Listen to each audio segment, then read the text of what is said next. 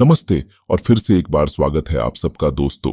आज बात करते हैं महाभारत की। महाभारत का युद्ध द्वापर युग का सबसे बड़ा युद्ध है। ये युद्ध एक हे परिवार के बीच में हुआ था, कौरव और पांडव के बीच। कौरव और पांडव ये चचेरे भाई थे।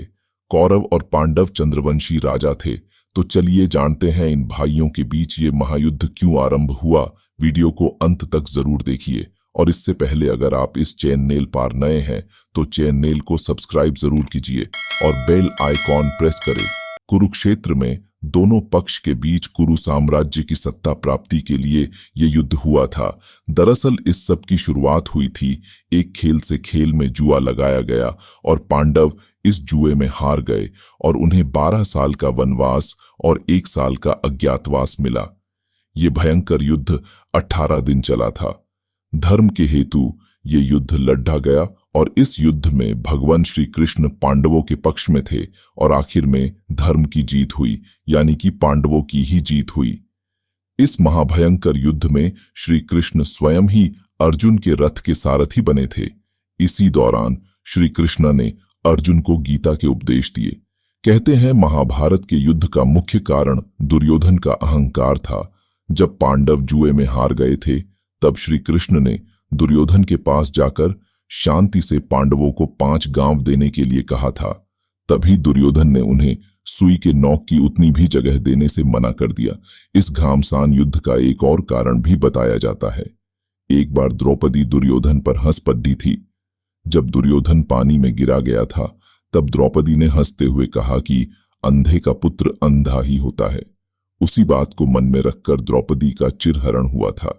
जब द्रौपदी का चिरहरण हो रहा था तब कोई भी उनको बचाने नहीं आया था, क्योंकि पांडवों ने द्रौपदी को दांव पे लगाया था और पांडव जुआ हार चुके थे।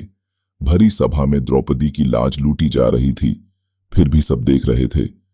उस भरे दरबार में भीष्म पितामह, पांडव गांधारी, धृतराष्ट्र सब मौजूद थे, लेकिन कोई कुछ नहीं बोल रहा था। आखिर में द्रौपदी ने श्री कृष्णा को पुकारा और श्री कृष्णा ने आकर द्रौपदी की लाज बचाई।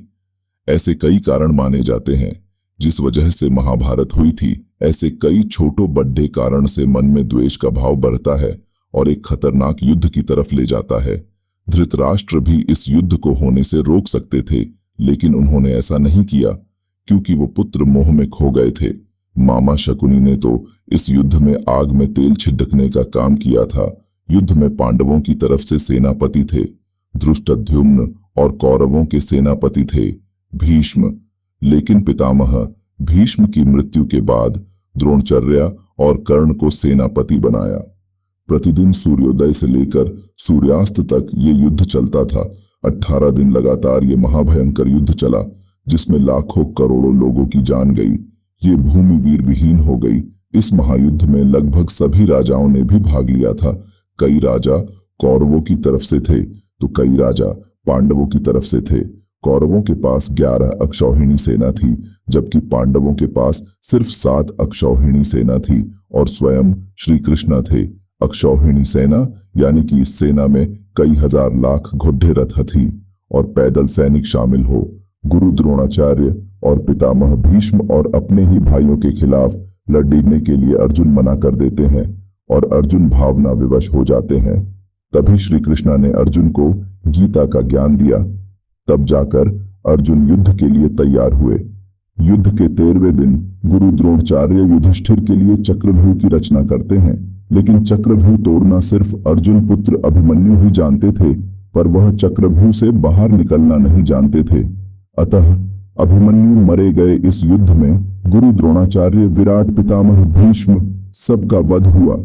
इस भयानक आंखों देखा युद्ध का हाल संजय धृतराष्ट्र को अपने दिव्य दृष्टि से बता रहे थे। इस युद्ध में द्रौपदी के 5 पुत्र मारे गए। बहुत सारा नुकसान हुआ। सभी कौरव मारे गए। गांधारी और धृतराष्ट्र बहुत दुखी हुए। तभी आपने सारे पुत्रों को गंवाने के बाद गांधारी ने श्री कृष्ण को श्राप दिया कि यादव कुल नष्ट हो जाएगा। इस युद्ध के 36 साल बाद श्री कृष्ण का महानिर्वाण हुआ। इस युद्ध का बस एक ही सकारात्मक पहलू था कि मानव जाति को गीता का उपदेश प्राप्त हुआ। युद्ध के बाद युधिष्ठिर राजा बने और धरती पर धर्म की स्थापना की। और उसके बाद लगभग 30 पीढ़ियों तक पांडवों का राज्य था, जिसे कुरुवंश भी कहते हैं। तो दोस्तों, ये थी आज की कहानी। आपको ये जानकारी कैसे लगी, ये हमें कमेंट में जरूर बताइए और वीडियो को शेयर, लाइक करें और ऐसे ही नई जानकारी के लिए हमारे साथ जुड़े रहिए। धन्यवाद।